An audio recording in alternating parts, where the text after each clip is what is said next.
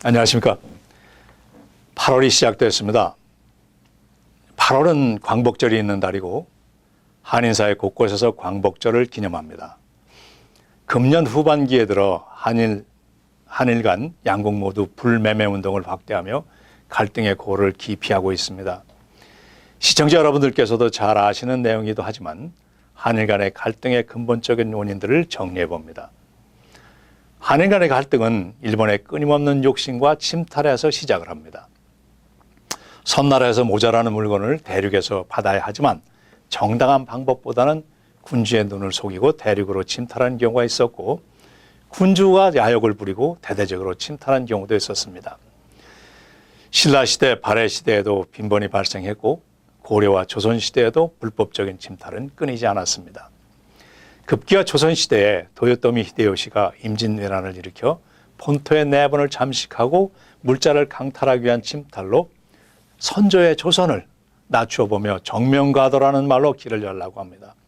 피가 거꾸로 솟는 일이죠. 의병과 이순신의 수군, 명나라의 참전으로 임진왜란과 병자호란은 지나갑니다. 덕천가강이 그 이후 조선과의 화해로 잠시 평정을 찾았지만 명치유신 이후 일본 내 독점 자본주의가 형성되며 당시 제국주의 흐름을 일본이 함께 타며 대륙으로 시장을 확대해야 했고, 만만한 조선과 대한제국은 한일 합방으로 국권을 잃게 됩니다. 미국의 참전으로 해방은 되었지만 조국은 분단되었고, 국내 사정을 모르던 미 군정은 통치 합리성을 선호해서 역사적으로 정리해야 할 일제청산보다는 기존의 행정 경험이 있던 친일 관리들 그대로 등용하는 것이 편리했고, 미 군정에 정치적으로 합류한 이승만 정권 또한 이에 합류하며 일제 반민족적인 뿌리를 뽑지 못하고 민족의 정신을 재정립하는 일을 유보하게 됩니다. 북에서는 일제를 청산하였다고는 하지만 김씨 왕조를 구축함으로 역사를 왜곡하게 됩니다. 일제 청산이 이루어지지 못한 상황에서 해방 후 대한민국 강단에서 이어지던 한국사는 친일하던 인사들과 한민족 정신을 말살하는 것에 초점을 맞춘 일본의 정치가 및 역사가들이 식민주의에 이롭게 만든 책을 계속 이용하고 있습니다. 이들이 만든 조선사 편수회를 통해서 제작한 조선사가 일제강점기에 교육되었고, 그 역사서는 해방 후 74년이 지난 지금에도 강단에서 이어지고 있다는 사실에 경악을 금치 못하는 것입니다.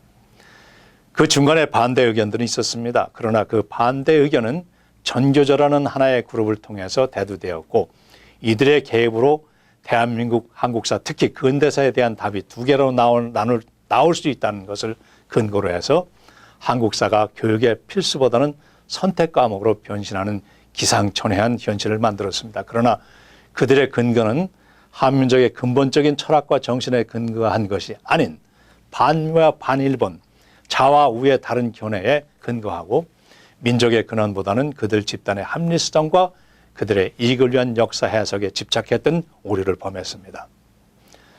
지난달 칼럼에서 말씀드렸지만 우리는 우리의 부모 세대들로부터 배달민족이라는 민족의 이름을 들었습니다.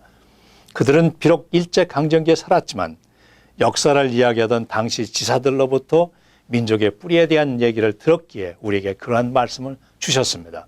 그러나 지금 우리가 우리의 자손들에게 배달민족을 이야기할 때에 어떤 지식과 자신감으로 배달민족을 역사적인 배경으로 말할 수 있겠습니까?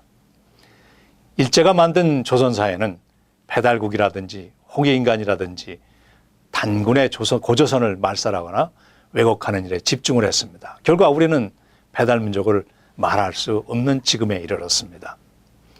고조선 이전에 배달국이 있었고, 그 나라의 문화는 중국이 동북공정으로 자기네 나라의 문화로 편입시킨 배달국의 홍산 문화로 존재하는 것이 있습니다. 홍산 문화와 홍해인간이 미국에 살고 있는 우리에게 무엇이 중요하냐고 반문하는 분이 있을 수도 있습니다. 홍익인간은 그 사상은 나로 인해서 이웃이 잘 되고 우리의 민족으로 인해서 인류가 잘 되어야 한다는 철학이 있다는 것을 나와 우리의 후손들이 인지하며 살아간다면 보다 긍정적이고 발전적인 삶을 우리가 살 수 있으리라고 믿습니다. 8월을 민족의 달로 생각할 수 있으면 좋겠습니다. 안녕히 계십시오.